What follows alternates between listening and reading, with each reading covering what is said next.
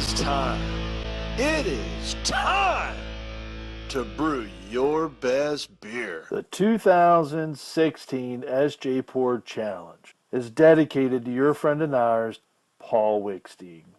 Brought to you by Brewcraft USA, I Make, Gladfield Malting, Yakima Valley Hops, The Grain Bill, Brewers Exchange, Cake Kingdom Homebrew Supply, Hiraki Homebrew, and a special thanks to our silver sponsors.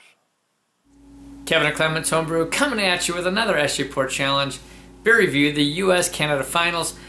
I pulled a foul. Yeah, I poured this already. I thought the can was on. Here it is. This one is the 96Q-95F-56T.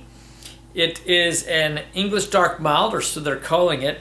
They say a traditional dark mild, but then they say brewed with Columbian coffee and rye malt. There's nothing traditional there.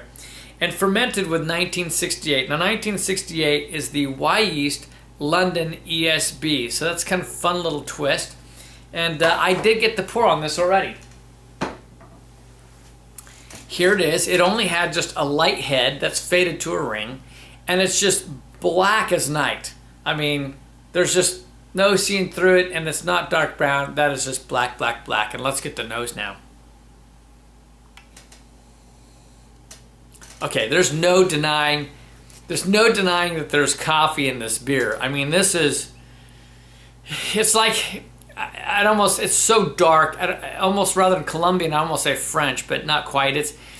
It's like you were brewing coffee and you stopped it halfway through the process and you put your nose in the grounds. Let them cool off, because there's still a richness to it, but it's like that ground coffee beans, that are left over from brewing coffee.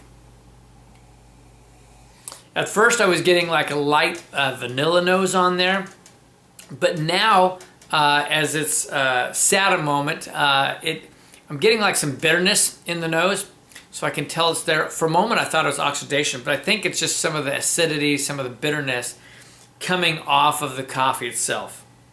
Yeah, I don't think that there's any problem with this. I think that's just the roast. And the roast is going to open up. If there is some bitterness, that's going to change as we go. I'm going to make some notes on this, and then I'll come back for the taste. All right, we're gonna just cup this with a little love and keep warming it. As it warmed up, one other aspect that came out was just, along with maybe that hint of vanilla, was a light nuttiness, which was really nice coming out of it. All right, we're going to dive in. Cheers.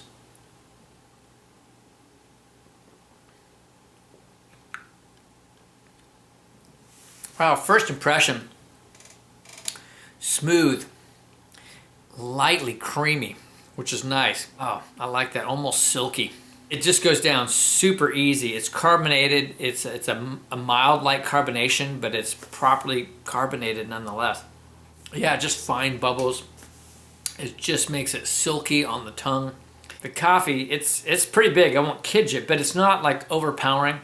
Now I like coffee, so it's not overpowering. It's a nice roast. It's not heavy or harsh in any way.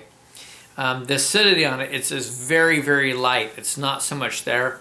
I'm really getting more of the coffee flavor coming through. It's kind of hard to pull out the rye flavor. There is a light spiciness to it, but again, it's very mild. This is so smooth. Guy, it's very unique. I'm not getting as much of the nuttiness. I think it's just a hint there, maybe just a hint of vanilla, a hint of some nuttiness on it, but it's not as present as I had it in the nose a moment ago. I'm going to continue to let this warm a little bit. I think that's really necessary with some of these small beers, and I'll come back. This is an interesting take. It's I get the esters from the 1968, from that London ESB. I do get those ESB type esters coming off the yeast. So that's absolutely present. I mean, of course the coffee is going to dominate the beer.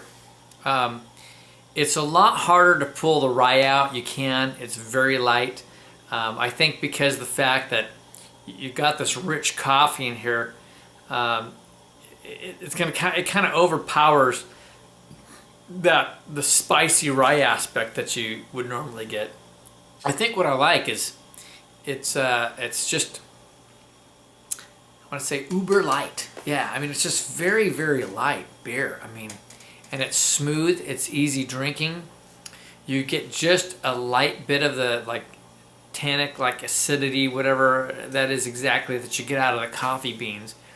It's not harsh and not unusual for coffee beer. And the fact that it was held down to this level in such a light beer that you're not getting more of the acidity type aspects is pretty darn good. So I'd say whoever crafted it knew what they were doing. They did a very good job. I'm not getting any problems with brewing techniques at all.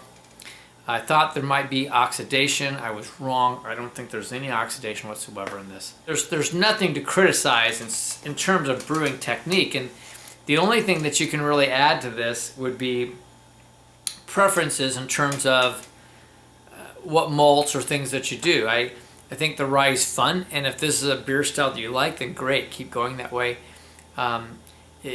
I think that you could have put in like maybe some vanilla beans or something to pull some other flavors up, maybe something unique, maybe add just a hint of some chocolate malt to pull some other things out would be fun.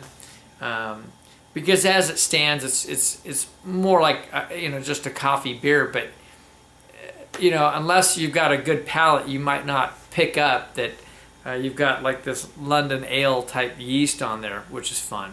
But a very smooth drinker. So thanks to whoever brewed this, because you just did a really quality style. And anytime you can make, a coffee beer at 4.2%, nice and light, smooth, easy drinking, you've done a good job. So here it is again. It's the 96Q-95F-56T. Thank you for this entry.